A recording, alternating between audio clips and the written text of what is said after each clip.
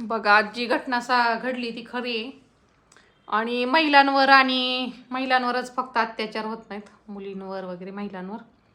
आता ह्यात एक अत्याचार झालेला मुलाची स्टोरी सांगणार आहे तुम्हाला. 16 वर्षाच्या मुलावर झालं, खरी घटना आहे. आणि ही घटनेला म्हणजे जी अंजाम दिला तो एक 27 वर्षाची बाई होती. नवरा होता तिला, पण तिच्यात अशी विकृती होती की तिला कमी वयाच्या मुलांबरोबर संबंध बनवायला तिला आवडत होते.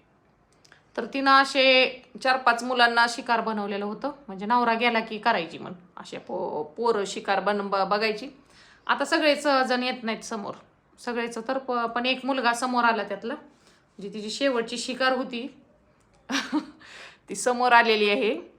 आणि त्या मुलाला तिनं अशीच मैत्री केली, गोड गोड बोलली, तुला गिफ्ट देते असं तसं गोड गोड बोलून त्याचा विश्वास संपादन करून त्याला बोलवलं आणि हॉटेलमध्ये नेलं.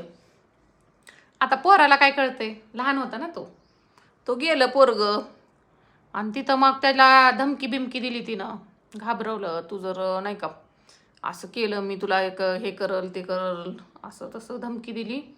आणि त्याच्यावर अत्याचार केला पोराबरोबर, माहिती आहे का.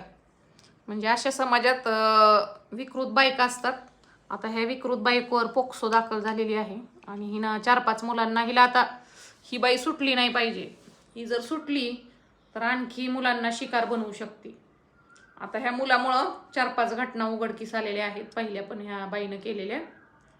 तर बघा, तुम्हीच विचार करा आता की अशा महिलेला काय केलं पाहिजे, माफ केलं पाहिजे का हिला सजा दिली पाहिजे. कारण मुलं असली म्हणून काय झालं, त्यांना जीव नाही का.